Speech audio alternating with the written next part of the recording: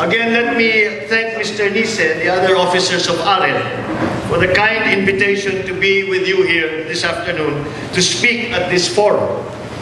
Mine is the pleasure and honor to be with you today. I am very happy and encouraged to learn that my fellow Ilocanos are not behind in grasping and joining the new opportunities in real estate development.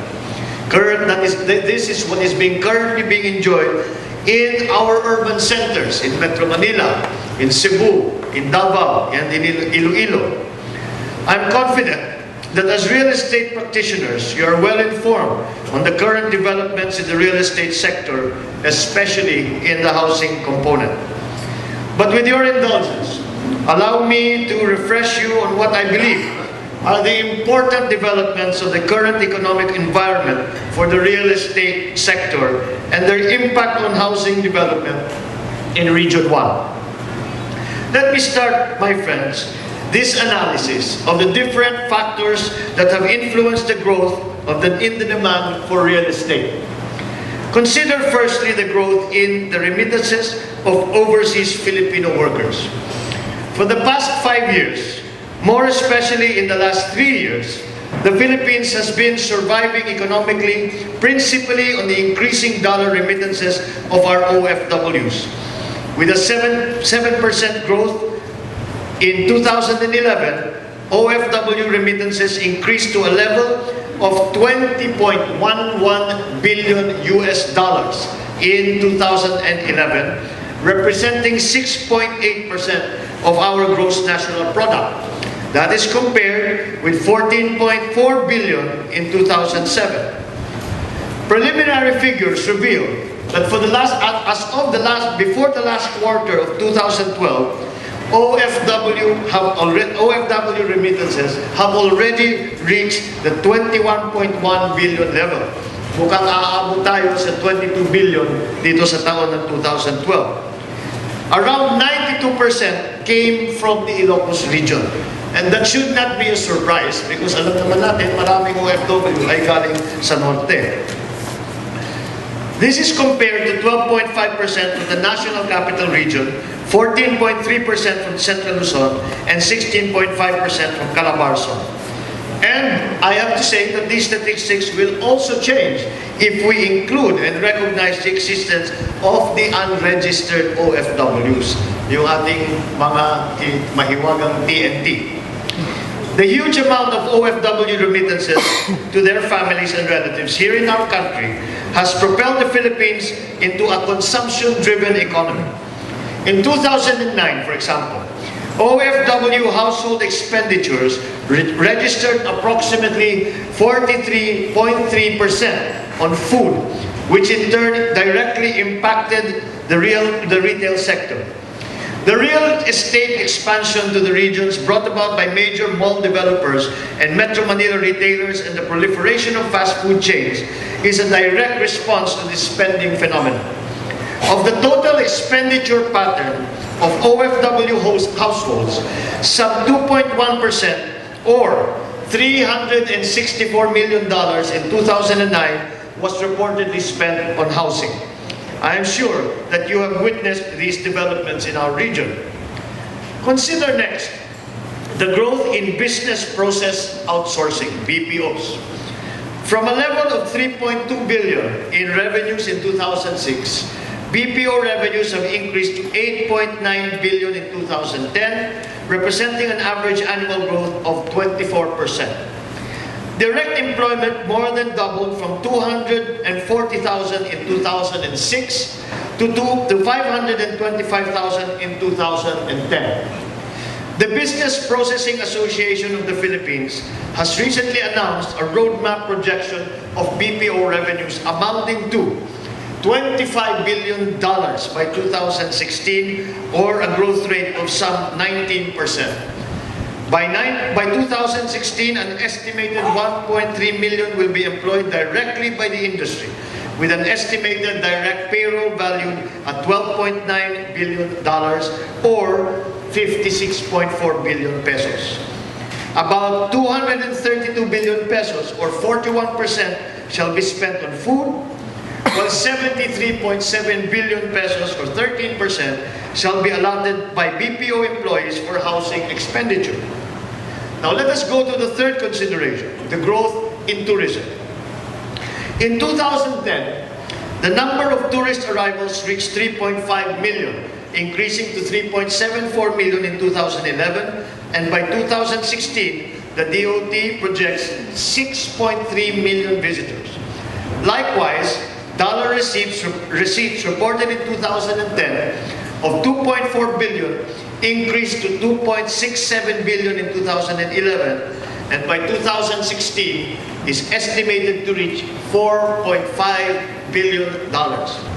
The combined overall impact on demand for real estate by these three significant factors in the socio-economic environment of the country has been manifested in the following real estate developments.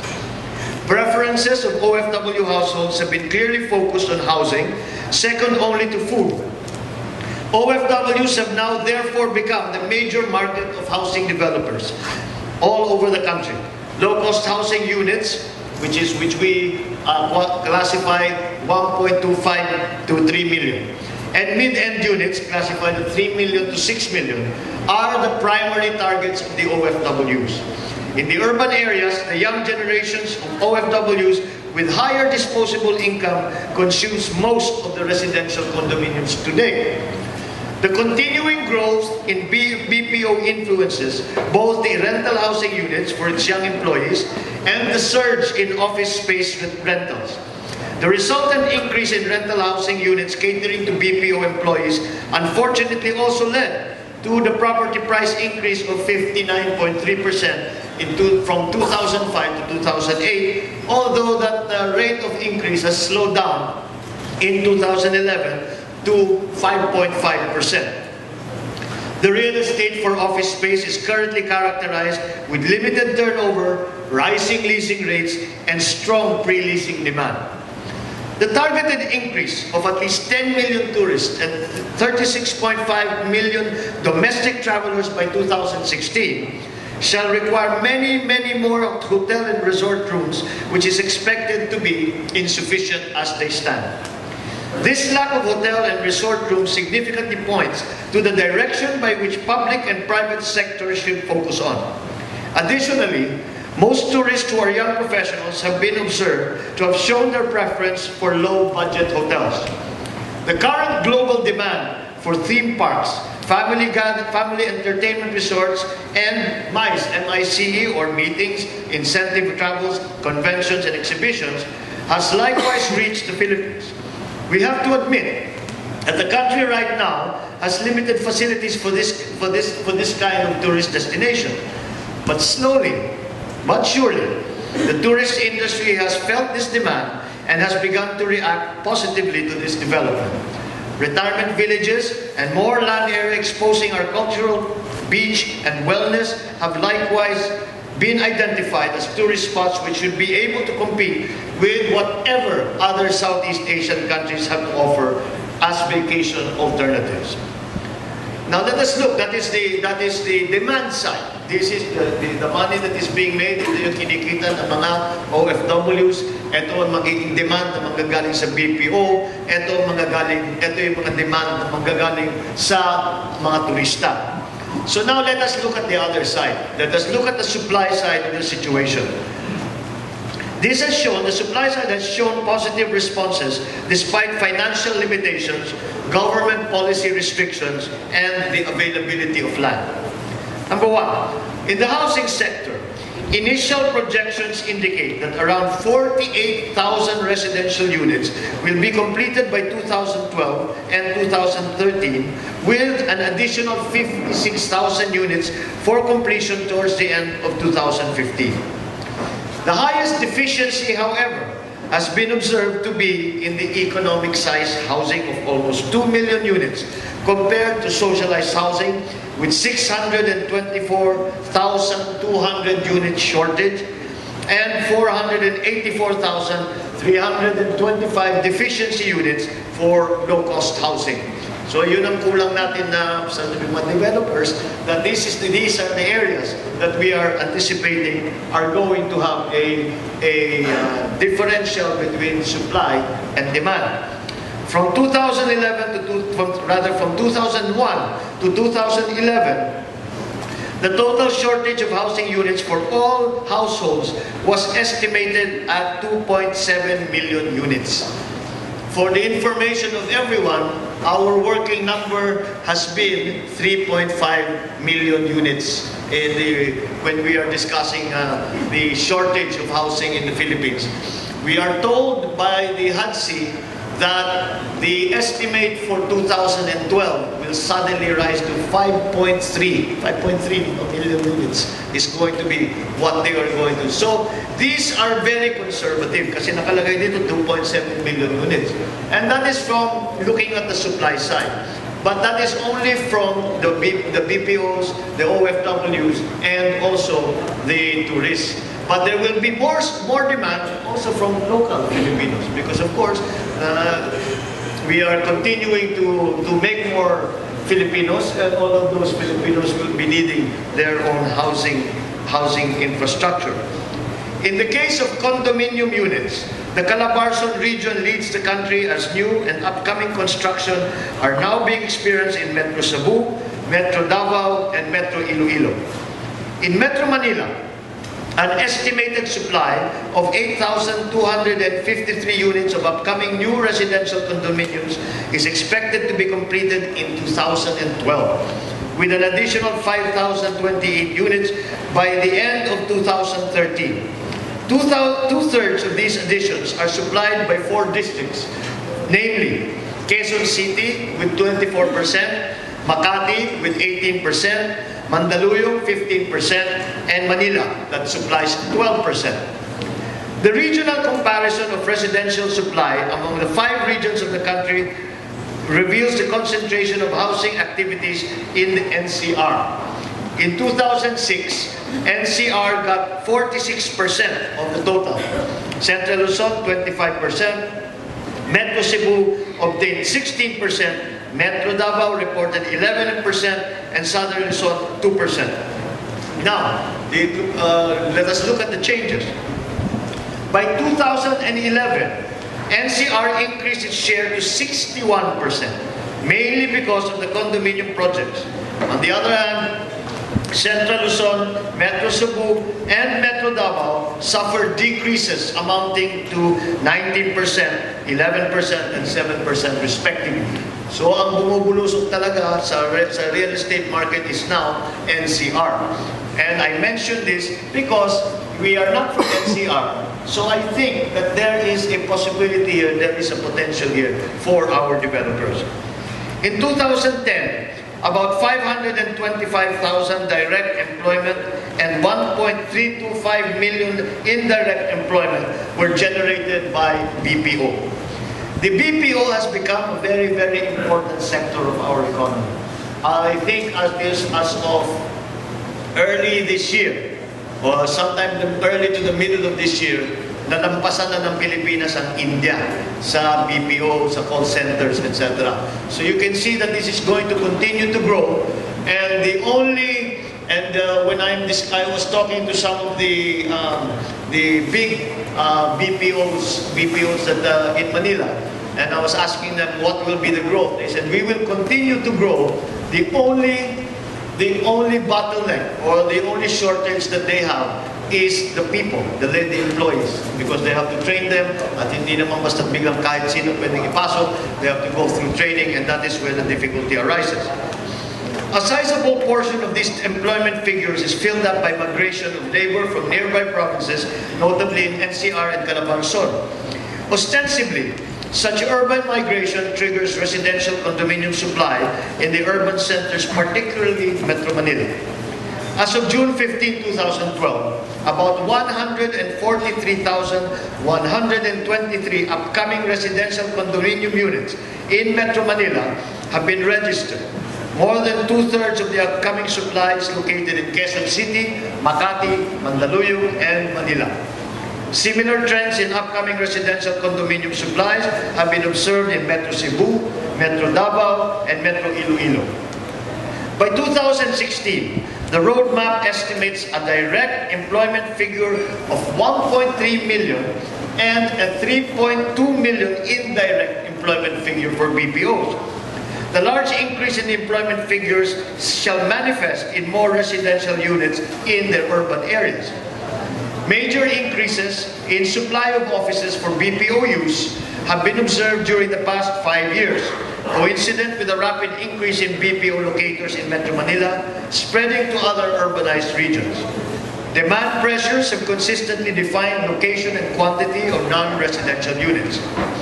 In the tourist industry, developers have since adopted a mixed-use development as key strategy to maximize the return on its large plots of land rarely found in the urban centers. This strategy is becoming to be the standard in the hospitality and entertainment sectors, as evidenced by ongoing big projects. And let me cite some of them. Now, one of them is this SM Bay City Arena. Is the newest structure of the Mall of Asia complex, where large events like concerts, circus, ice shows, other sports and entertainment events can be held. The Asiana Business Park is a flagship national government project being implemented by the Philippine Reclamation Authority with the R1 Consortium using the BOT approach to reclaim and develop approximately 204 hectares of land along Manila Bay. The project will feature a complete array of real estate products ranging from high-end residential, office clusters, a marina and a yacht club, a retail strip, and a retirement community. There is also the Grand Hotel at the Fort, which is a 66-story project of federal land now being constructed at the heart of Fort Bonifacio. Its first 25 floors will house the new Grand Hyatt Hotel, which will have 500 to 600 rooms. Another one is the Shangri-La at the Fort, which will have 60 stories, 544 guest rooms, 146 long-stay residences, 6,800 square meters of meeting and banqueting facilities. So given the above developments that I have just described in the real estate industry as affected by three major socioeconomic variables, the growth in OFW remittances, BPO, and tourism, we can safely conclude that these existing and observable growth with its constraints and incentives should now guide the developers in our region. As to Region 1, these constraints and incentives can be listed as follows. The issue of availability of land for real estate. A lot of concern has evolved around this issue. First is the land conversion problem. The conversion from agri to commercial purposes of a given land consists of a process that involves several national government agencies and local government units. Evidently, the process begins with the adoption by the LGU of a comprehensive land use plan, which, sad to say, is lacking in a number of LGUs. Although we have been working with the DILG, I'm lucky that I am both the committee chairman of the Committee on Housing, Resettlement and Urban Development, and also the Committee on Local Government. Kaya't naipagsama ko ang ating mga stakeholders sa housing at sa makipag-usap sa ating mga LGU para matulungan naman sila dahil lahat ng housing programs natin, kahit anong gawin natin, ay hindi tayo magiging matagumpay kung hindi ma-involve ang LGUs, hindi lamang sa pag-identify ng possible uses, kundi pati sa implementation. But kailangan nila ng tulong at nandyan yung ating mga planners na ngayon nasa HLURB na bibigyan natin ng pagkakataon na pumunta sa iba't ibang LGU para sila ay tumulong. In some of them, professional help from the HUD-C may be needed. This is to be followed by the surveys to be conducted by the Department of Agriculture, but unfortunately, the DA has only one team that handles all conversion requests. Therefore, the conversion process may last for months and sometimes even years, and it is indeed a limitation that has to be resolved. The second concern is land administration. The proliferation of several titles covering the same piece of land is part of the problem. We need a national effort to resolve once and for all the lack and neglect of having comprehensive cadastral maps, surveys to exactly define specific private property requests. Ito dapat ay kaya tinayo ang NAMRIA para sila magpo-provide ng technical support noon sa Ministry of Human Settlements. Ngunit nagbago ang sistema, ay yan ang tinatrabaho din namin para maibalik dahil simpleng-simple lang, kung wala tayong magandang mapa, hindi tayo makapagplano na mabuti. I understand, however, that in the House of Representatives, there is a bill that is currently being considered, several versions of bills that address this concern. I take the pleasure of considering the same efforts in the Senate as chair of the Committee on Housing, Urban Planning, and Resettlement. Obviously, these are executive decisions that have to be made to clarify all of these confusing factors that we are facing in the housing sector. We have to make the executive department understand what we need so that this very large shortfall in housing, especially in low income and socialized housing, can finally be met, and slowly we can ameliorate that problem. On the issue of informal settlers, their resettlement, socialized housing, and other housing finance concerns, the NHA and the LGUs by law are primarily the implementers of the resettlement projects pertaining to informal settlers. However, private real estate practitioners should become likewise involved, in my view, because by and large, the resettlement issue affects also other private properties which can provide alternative sites and uses. The problem, however, of professional squatters has proliferated because of the lack of efficient and effective LGU PNP owner strategy, PNP private owner strategy in implementing the resettlement plans. This involvement is more definite in the case of socialized housing. I understand that the Socialized Housing Corporation has been gaining ground in the implementation of this new scheme. Yet please be reminded that more can be achieved if the private sector is involved from the planning stage up to its execution. The conclusions that we have been arriving at in our discussions with the KSAs, the developers, and all of the possible stakeholders in the housing sector has led me to this conclusion that the national government does not have the capability to close the shortfall in the housing by itself. We need the LGUs and we need the private developers. But the system by which those three entities will come together has yet to be implemented. For example, the Tourism Act of 2009, or RA 9593, which created the Tourism Infrastructure and Enterprise Zone Authority, or the TIZA, to generate new investment in the tourism sector by granting fiscal and other incentives, amongst others, offering the same non-fiscal incentives in terms of providing special visas, assuring investment repatriation, and protecting investments from government expropriation.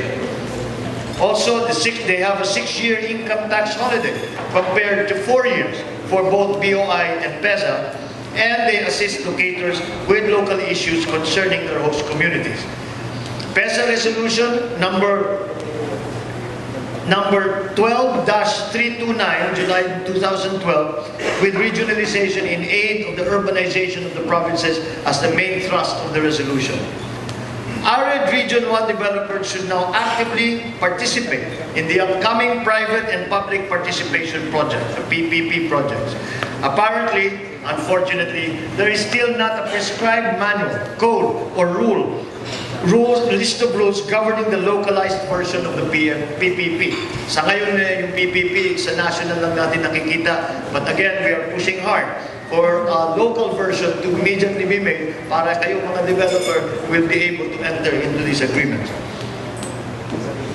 Still, the developers should now consider working with the LGUs in the preparation and adoption of the PPP schemes in their own localities, if only to avail of the various incentives under the PPP and possibly provide a template for the national government to serve as a sample of localized PPPs.